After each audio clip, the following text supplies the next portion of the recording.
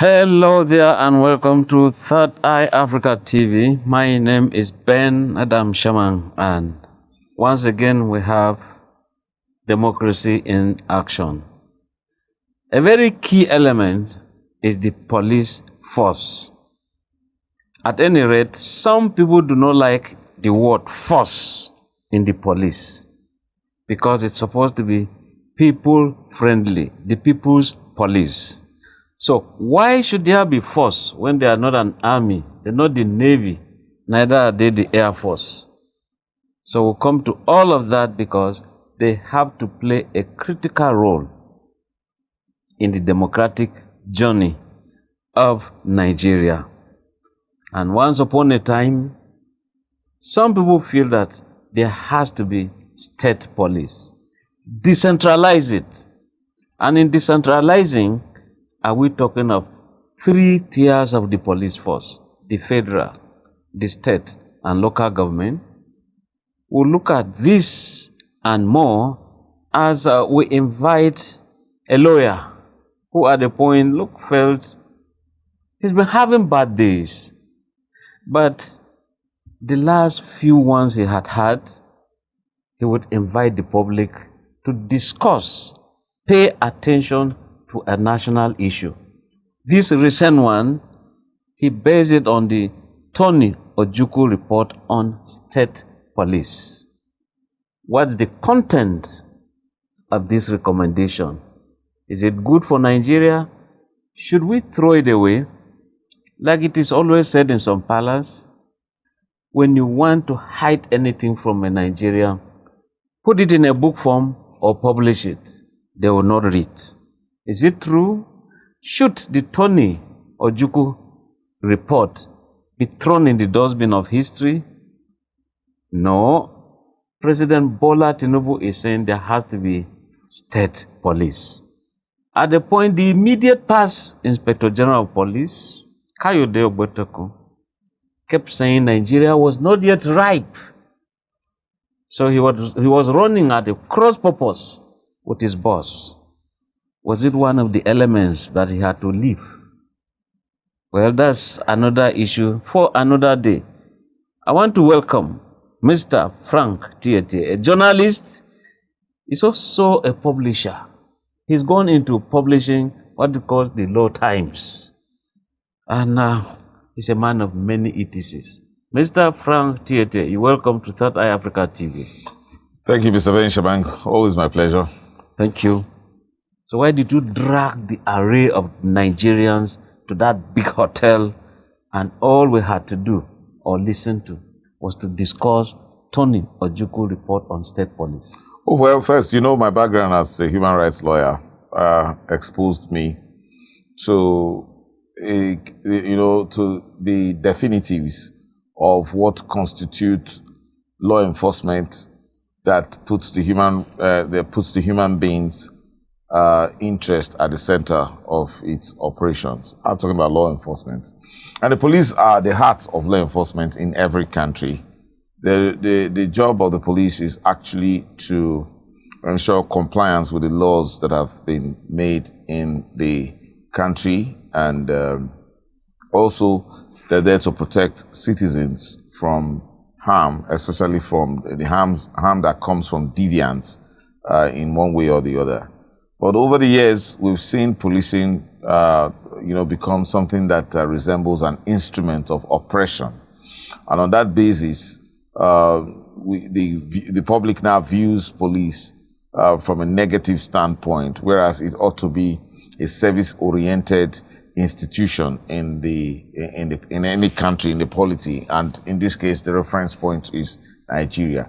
So the reason we had that, that discourse, that, gathering of intellectuals like yourself, who is both a researcher and a broadcaster, is because we want to put together people who are able to influence policy decisions, who are also policy direction, I must say, who are also able to, educate Nigerians on, on the civic development that we're having. Now, we know that we are faced with a problem of insecurity in this country. We are highly under-policed. There's no doubt about that. But I think we're thriving as a country in the line of irresponsibility. How do I mean by that? A situation where human beings, citizens, Nigerians are invited to go to elections to vote for councillors, local government chairmen, state governors, and ultimately the president. I'm not forgetting members of the National Assembly and the State House of Assembly. And to now think that political power, which is an expression of the will of the people, connotes that there must be some kind of force to maintain order. Now, an order is in different levels, at national level, at state level. I'm talking about a subnational level, which in Nigeria we call states. And then we also have order that is required at the localities. What you have in Abuja that is referred to as municipalities, and other places you can call them counties. We also have villages and all that. What we have seen is, the misnomer of not allowing those who have been given power by the people not to be able to enforce the will of the people. And I'm talking about governors. Yes, just a moment. We'll come to that because there's always this fear that even the governors can manipulate our state police. But let's look at that word force. Right from the colonial era, that use of force by colonial state operation to suppress, to use force. I mean, compare that with other paramilitary agencies. The State Security Service, DSS, Immigration Service, Customs, a service, but they're even far off from the people. But you now have the police. That word, force, should it be there? If we are talking of I think, let's quite understand this. The most important word when policing comes to mind is the legitimate use of the word force. Now, you're probably raising a branding issue, a styling issue, which I think we got wrong from the outset. Because even though the principal instrument which the police, use to, carry out this operation is force. And that's why they call them law enforcement. They enforce, you need force to be able to enforce, to ensure that people obey law. Naturally, in every social gathering, there are tendencies for people to go against order. Now, even if you go into basic science, you require that for there to be order, for certain elements to remain the way they are, there needs to be some force. Either it's centripetal or centrifugal or whatever. There's force that is needed. It's force that keeps the universe together, that keeps, the order that we have in this earth. So force is an important element. But to describe it as force, to describe a police formation as force sends a wrong message, as if force is all it's got. No, it's got so much more than that. It's got human beings who are supposed to be compassionate. It's got human beings who are supposed to have certain competencies in ensuring that people are protected, property are protected, and there is a somewhat orderly society. Now, these things I listed to you are even challenged in our country, despite the expression that the police that we have is styled as a police force.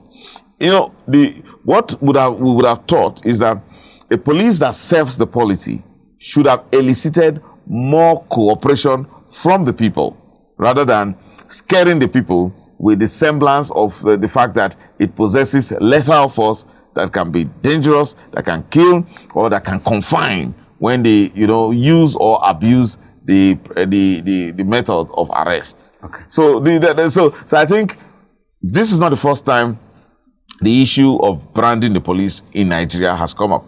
I remember Sunday Hindero, as Inspector General of Police, will try to, to stir the public debate whether we should just refer to it as Nigeria Police or call it Nigeria Police Service.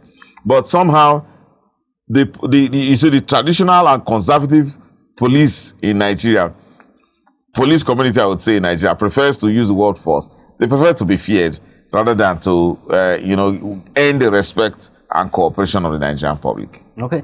Now, are we under police? Oh, certainly. I don't have the correct figures now, but we're still dealing with, we still, for a country that is over 220 million, to not be sure of having up to 500,000 policemen is seriously under police. The last time I checked, it was under 400,000. And I think certainly we're under police. And the government has realized that. And to also think that all it could do was to order the recruitment of just 10,000 policemen, it's something that I think that we need to take a look at. And that's the reason why we're trying to say decentralize the responsibility of policing, so that state governments can also, deploy some of their resources to employing, the commensurate number of policemen to their populations. And that's what we don't have, because the federal government is monopolizing the use of legitimate force in this country to the detriment of the quality security in this country. Unfortunately, that has been the norm until this surprising, strange, recent shift by President Tinubu to actually accommodate the possibility of having state police in Nigeria. So when we're talking about decentralizing, how many levels are we talking about now? Well, I think it should be more than, for a start, it should be 4 levels. 4 levels. Now, nobody should be afraid that, police, will be abused. That's the power of police will be abused. How? The power of police is to maintain order. In fact, people who go into government as elected officials should be, measured strictly by how much they use the police to achieve order. Because what Nigerians need from the government, basically, is order, nothing more. Government is not supposed to feed its citizens by handing them food and water. No. Government only needs to preserve societal, political order, and then people can now thrive, bring out the best of innovations, bring out of the best of creations or creativity that they can achieve.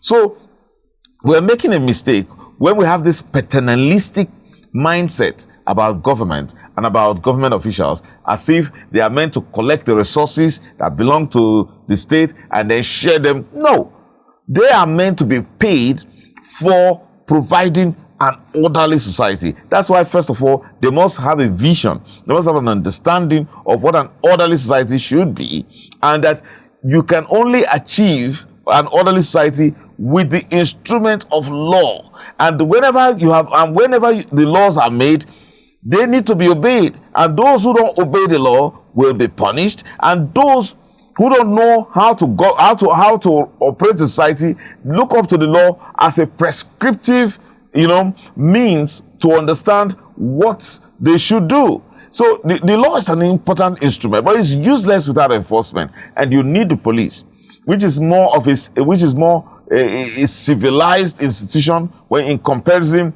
with the military. Civilized in the sense that it deals more with the civil populace, it understands them, it speaks their language, and the language is not necessarily force, but that of ensuring order. So I think we need to de-emphasize force, even though from a standpoint of jurisprudence, we know that the instrument the police has for enforcement is actually force in itself. And we're talking about the ability to confine and the ability to restrain, the ability to actually take down. And that is in the extreme. The father of modern policing, Sir William Pallen, it is stand that wherever you see arrests, detentions being done, that the police have failed in terms of deterrence, should have prevented, rather than hitting your chest to say, we arrested so number. What happened that you got these people arrested? It means someone failed on their duty. So what do you think about that? That's correct. You see, we've talked too much about, the deployment of police force without realizing that another important responsibility of the police is actually to prevent crime. So for you to be able to prevent crime, there has to be some ability to detect the possibility that a crime would happen. And so that's the reason why we should not really look at a police system or a police institution as simply that which is meant to be deployed by political office holders to achieve their whatever aims, whether for the purpose of ensuring development, ensuring order, or to actually go after political enemies in terms of some kinds of persecutions that we've seen in the past. What the police needs to do is that one of the things it does to prevent, crimes is to ensure that whenever it's able to apprehend criminals, it should, take them. I'm talking about the police force system, the police system should take them through the procedure, the criminal procedure of being tried in court and, if found guilty, punished. Because you, as a sociologist, know that the purpose of punishing crime is to serve as deterrence to a potential criminal. Because when an onlooker sees a procedure, a process that has punished an offender, that serves as a way of sending a very strong message that whenever the law is broken, the standard of the law is broken, punishment is sure. So the process of taking a citizen through that criminal procedure is a very principal tool in ensuring deterrence in the society. Because we hardly see that, because we find that many cases are settled at the police station, many cases are settled just because bail has been secured and all of that. We have not seen that process that where the police uses the criminal justice system as a way of serving as a deterrence, and in so doing reducing crime in society. Now, the crux of this discussion has to do with Tony Ojukwu report on state police. Now, help us define or situate the man Tony before we now discuss what he has written for Nigeria. I think we can start from the incidents that led to the establishment of the Tony Ojukwu panel on the establishment of, on police reforms in general, which led to the establishment, recommendation that state police. Why Tony Ojukwu? Oh, yeah, well, because at that time, in 2019, former President Muhammadu Buhari, who was eventually under pressure to scrap the Special Anti-Robbery Squad, SARS. And Nigerians were very much on the edge, where protests across the entire country and all of that. But what the president did was to establish a presidential panel, with certain terms of reference to look at how to reform Nigerian police to be more civilized, to be more service-oriented, and to meet global police standards. Tony Ojukwu happened to chair it because the issues surrounding the problems in Nigerian police were more with human rights violations. Nigerian police, like you notice, were viewed largely by the Nigerian public to be persons who would do nothing, who would stop at nothing to violate the rights of a Nigerian in course of law enforcement. Because the mindset of the individual Nigerian policeman is that he thinks that he serves the government. He thinks that he serves political office holders, forgetting that he actually serves the ordinary Nigerian and that he serves the Constitution to the extent that he protects the law. So things are actually skewed in the mindset of the average Nigerian policeman. So that was meant to be changed by the recommendations of that panel. Well, at the time the panel submitted, because it was made up of retired justices and senior advocates of Nigeria, and then with civil society leaders like me and all of them, many of them were part of the panel. Now, after an exhaustive and painstaking deliberation that spanned weeks and months, the panel came out with its report. and made copious recommendations as to, how certain number of individual policemen be treated. They recommended some of them for, disciplinary measures, and disciplinary measures were ranging from dismissal. And being a former chairman of the Human Rights Commission. No, current chairman of the National. He was still the chairman of the Human Rights Commission. And that's the central thing about Tony Ojukwu.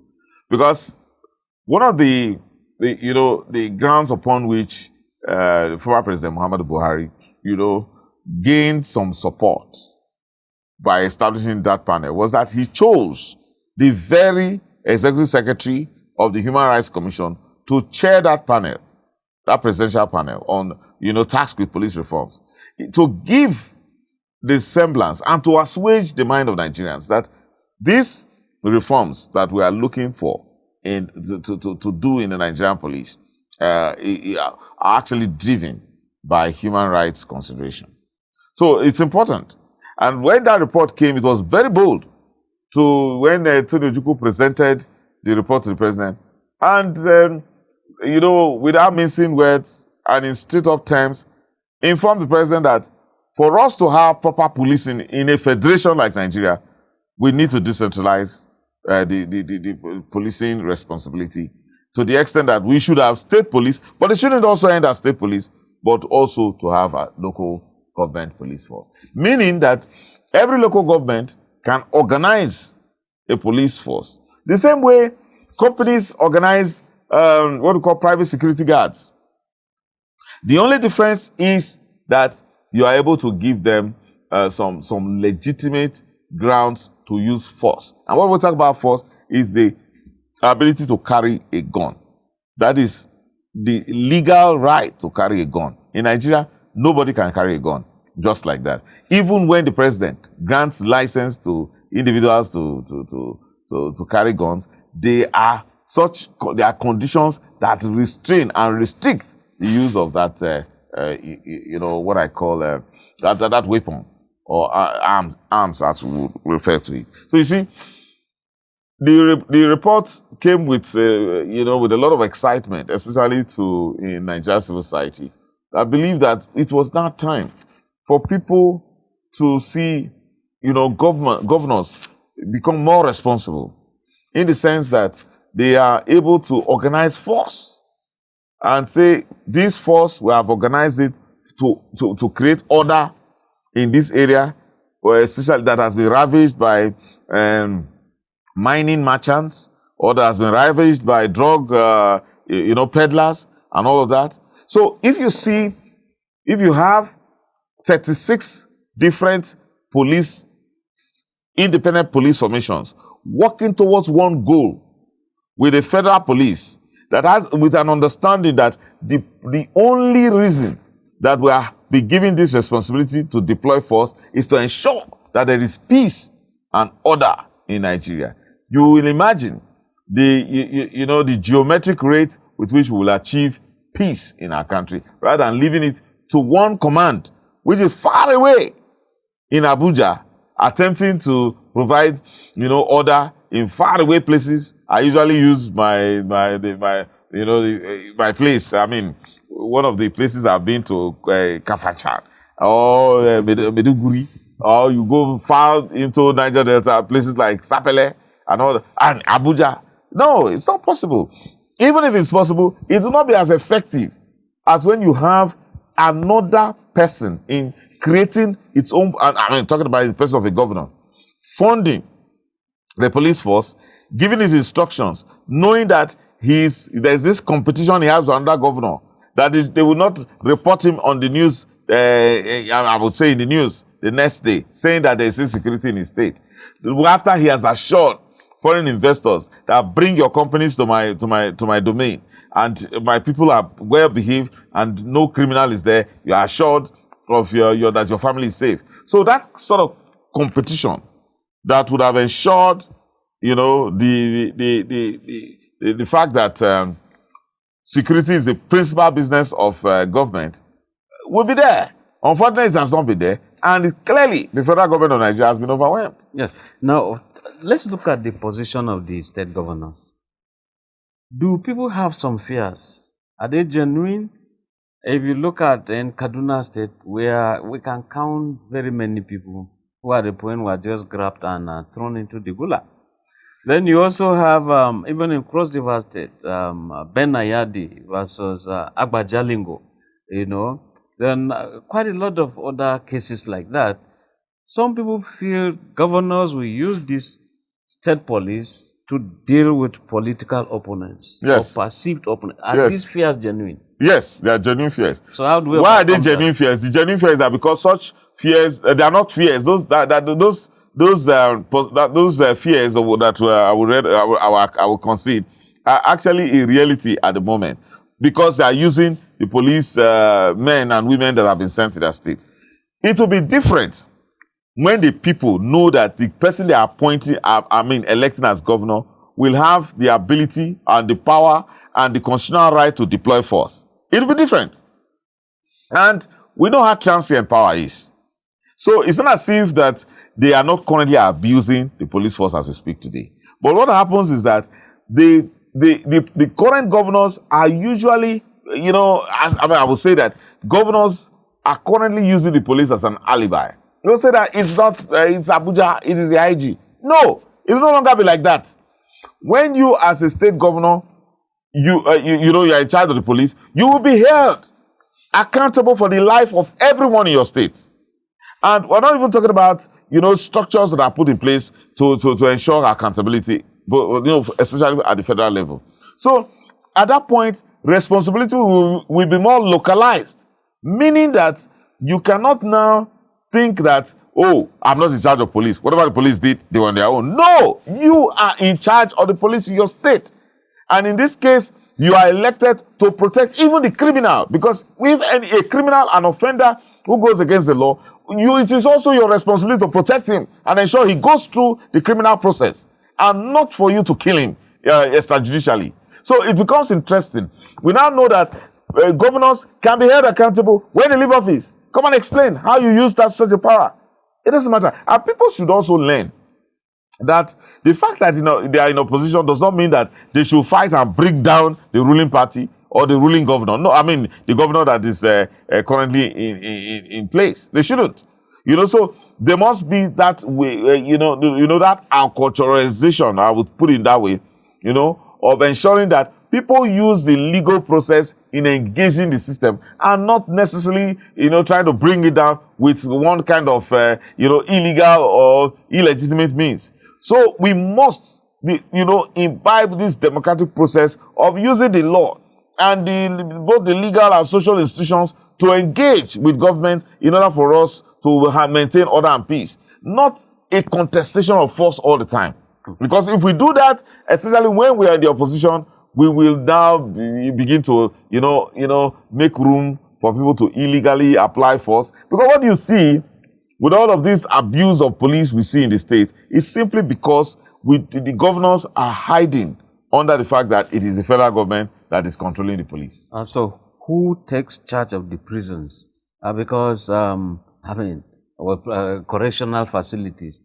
I don't think it's also another coercive. That's another big issue. But you can't. Is a debate that has been on. You can't, as state magistrate courts, state high courts, be sentencing people and being to imprisonment, and then you expect the federal government to build prisons for you. So the proper thing is that the states should also build prisons. In fact, we have considered where private companies should also build prisons and be offering prison services, so that if the rate of crime is high in certain places, we will need more prisons. In that case, we don't need to expect only government to provide such prisons. So we can issue contracts to private companies to also deliver prison services, because prison is actually a service. Now, the federal government has now elevated it to a correctional center. We don't know how much of the facilities they have that can actually effect correction in the minds of deviants and persons that have been sentenced. However, in terms of responsibility for taking care of prison inmates, it should not be that of the federal government alone. We have seen bills that have gone through the National Assembly that have not been eventually passed to ensure that the Constitution is amended to allow states to also build and own prisons. Yeah, so, talking about recruitment pattern, how should the recruitment be done when it comes to state police? And that has always been an issue, and that I praise the Tony Ojukwu report for. For example, you see, many people fear that Nigeria will break up when you now give various states the power to organize their police formations, and then they put only their citizens, and then to defend and then chase foreigners or rather non-indigenous away. That's not the situation. The recommendation is that every Nigerian has the right to live anywhere within the territory called Nigeria, with subject to the fact that they must respect the laws and the customs of such localities. However, if any Nigerian has lived in a place for not less than 10 years, he is qualified to apply and to be recruited to the police force of that particular. Pardon me, using the word force again, because we are getting to use it, to the police of that state. So, you see, it does not mean that it's going to, in fact, a certain quota of that state police will be left for persons who do not belong to the original, what we call, who are not original indigenes. However, must have met the qualifications that they have lived in that place for not less than 10 years. So it creates that also, it further creates that sense of unity among us in Nigerians. So this is just one among the very many brilliant recommendations the Tony Ojukwu report on police reforms made to the federal government. I am believing, and I strongly believe, that with this new drive on the part of President Tinubu to ensure the establishment of state police, to which these governors have also pledged support, I believe that the time has not only come, but it will be achievable, and Nigerians will see the difference when you see governors no longer having just security votes, doing things that with such monies that we don't know, but this time around becomes transparent. There is no point where a governor will announce that he's bought a number of Helios vehicles for policemen, yet he cannot actually take responsibility. He may control them, but he doesn't have responsibility, because oftentimes the Commissioner of Police, as stated in the Constitution, will always get clearance from the Inspector General in Abuja, the Inspector General of Police in Abuja, before he does anything. How can that be effective when there are emergencies all over the place in the various states, especially states in northern Nigeria? So it is about, what touches me most with the requirement, with the need for us to have state police, is what's going on currently across the entire country, but especially in northern Nigeria, where we expect that if the governors wake up to the reality that there is a grave danger threatening governance in these regions, then they will ask for more help. The help they should ask for is not for the federal government to provide police, but for them to organize police the way they understand it, with realization of the local circumstances, and then they can have more money, they can get more loans, they can get more support, but not for somebody else to take responsibility of policing when there is an elected governor that the people put trust in, and then he raises his hands in the air and says, "No, I cannot protect you." And then why are you governor?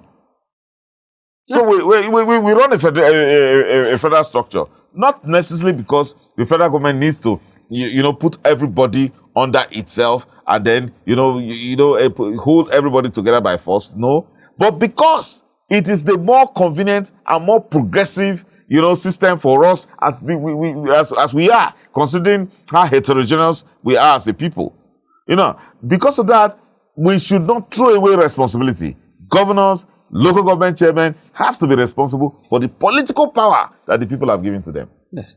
We just go on a short break, and when we do come back, why is it that Tinubu he's always emphasizing this issue? Let's have the state police. He's calling on the National Assembly.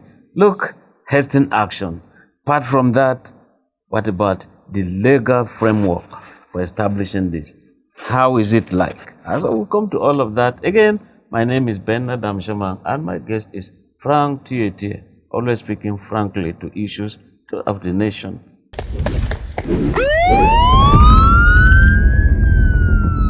Each week, one program, the most gripping crimes, the stories you won't forget. Crimes of the week on Third Eye Africa TV. We give you stories as it was reported. Stories from the Nigerian police, the NDLEA, NAPTIP, the EFCC, NAFDAC, and the ICPC. My name is Margaret Adewale. Watch Crimes of the Week only on Third Eye Africa TV every Sunday, 1 p.m. to 2 p.m. on Star Times Channel 146. Join us. Welcome back. So let us look at the framework itself. The legal framework, there has to be one to ensure that there is the state police, because there hasn't been any, and we cannot get it by executive fiat. So the legal framework, what's happening at the National Assembly? Well, it is expected, but again, that's why I invite the Inspector General of Police and the federal government, led by President Bola Ahmed Tinubu, to take another look at the Tony Ojukwu report that has made such recommendations as to how the Nigerian, that is the police council, is supposed to operate at the federal level, which is supposed to also, not only oversee the way the Constitution envisages that police should be run, but also to set standards for policing in the country. The president usually is chairman of the council, and all the state governors are, part of the council. Now, again, I think that the first point is to amend the Constitution, amend Section 215 of the Constitution to allow for state police. Now, to do that, it means that the recognition has now come legally that states can now have their houses of assembly make laws as to whatever form their police will be. So once the Constitution is amended as to allowing state police, and Constitution, it's quite a rigid process, but this time it appears that it will be easy because I have a very powerful and influential president who seems to command the support of the National Assembly and many state governors. At the last count, about 30 state governors who have pledged support. In fact, there is no state governor that is against the issue of state police. Some are just making further consultations. So we believe that the various houses of assembly will key into the amendment process, amend the relevant provisions of Section 215 and 216 to ensure that there is room for states to create their police. Then at that point, you will see the difference. Lagos State, Delta State, Zamfara State, the state that is that has a lot of interest in it because of its wealth of minerals, all will now create police systems that are peculiar to the challenges that they have. You will find that the various houses of assembly will sit down and even make laws that will now help local government police, so that the chairman too can provide police for the markets, police for places like abattoir and repair shops and restaurants and all of that. Nigerians will feel safer. We'll have a greater sense of security. Many people, and I can tell you this, and many policemen operating far away from Abuja operate with a sense of somewhat lawlessness, thinking that they are above the law because Abuja is far away in watching them. Unfortunately, it's going to be different when you now see a local government chairman, giving instruction to the police, and the people are watching the chairman, watching what he will do, and watching whether he will use the policeman as an instrument of an oppression or for maintaining order. If he does, whatever he does, they will, especially in this age of social media, they will report. And election is coming. And he one day will answer. But people think that it's going to be business as usual. We've seen governors in this country sent to prison for abusing that much of power that was given to them. Yes. So it's not difficult to see that governors who order extrajudicial killings or abuse of police force will be brought to book. No, a governor knowing that will also want to play by the rules. But again, we should dwell more on the positives, which include the fact that a governor now has an additional instrument to make life better for his people. One would have thought that in northern Nigeria, 19 states, even Abuja, that they would have borrowed from the Yoruba areas, the southwestern part, forming a single agency we call the Amotekun. But in the north, it appears because it depends on what drives the political mentality of the leaders of the northern region. First, we need to appreciate the fact that northern region is not as homogeneous as many of us have thought from the south. Because first you have three, what we call geopolitical zones in the northern part, north central, northeast, and northwest, all having very different and peculiar problems. Now, one quick thing a northern politician will tell you is that northern states don't have the money to fund state police. That's not true. What we're saying is that if you look at the security votes and the monies that these northern governors spent in supporting the federal police, that is more than enough to organize state police.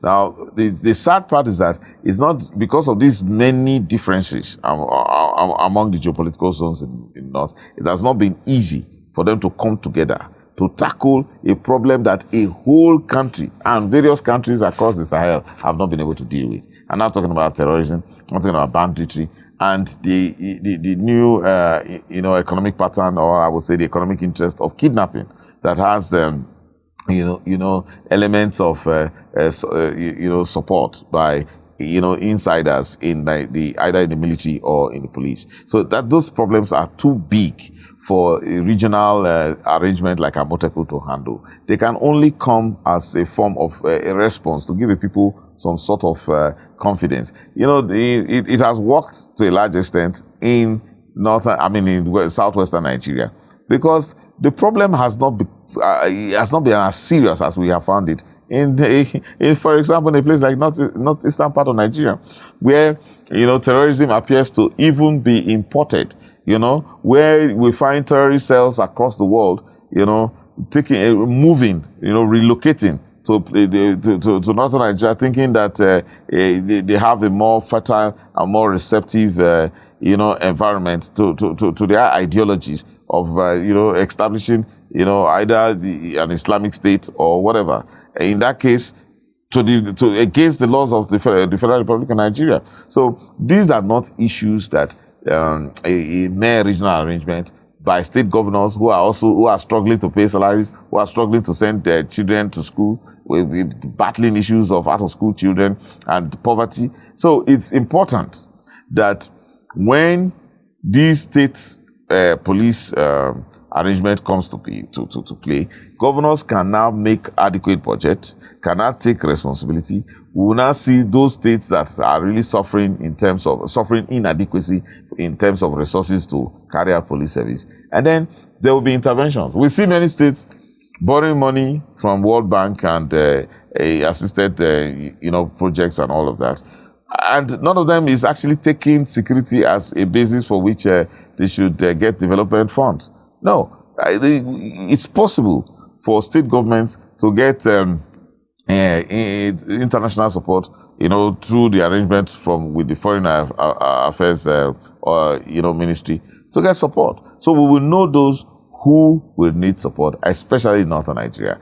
But what we do not want is a situation where governors wash their hands like Pontius Pilate, that they don't have anything to do with policing, and where a constitution says that actually they shouldn't have anything to do with policing, and that they can only give directives to commissioner in terms of wishes, and the commissioner has a right not to obey whatever directives there are. And that's what the constitution says if we don't know.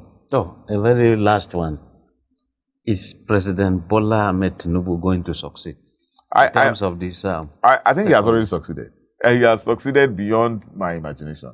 Why would I say so? Even with the rigid nature of the constitution. Oh, yes. How possible that he would mention, even though for many years the All Progressive Congress has campaigned that it will ensure state police, and they never carried out, especially under the former President Muhammadu Buhari. Now, he announces it, and I don't know one state governor that is against it. That's a major feat. There is one state governor that is against it. The National Assembly, has been happy to cooperate with President Tinubu in many issues of the past. In fact, some with some great speed. like amending changing the national anthem or amending the electoral act and all of that. They've cooperated with the president. So the posture of the president that now and the way things look, simply attests to the fact that the state police issue that he now desires for me, good reasons, I think that has already succeeded greatly by this this kind of cooperation that is getting from the governors and the various houses of assembly. And it is here that we just have to come to the end of this program, Democracy in Action. We've done an X-ray and expose of Tony Ojukwu report, State Police, very critical element in the support of democracy, fight for a stable polity, and making Nigeria secure for investors to come in. And I want to thank our guest, barrister, a lawyer, a journalist, everything, human rights, Frank Tietie. I want to thank you for coming to Third Eye Africa TV. My pleasure. Always proudly Nigeria. Thank you. My pleasure. Thank you for coming. Yeah. Bless you.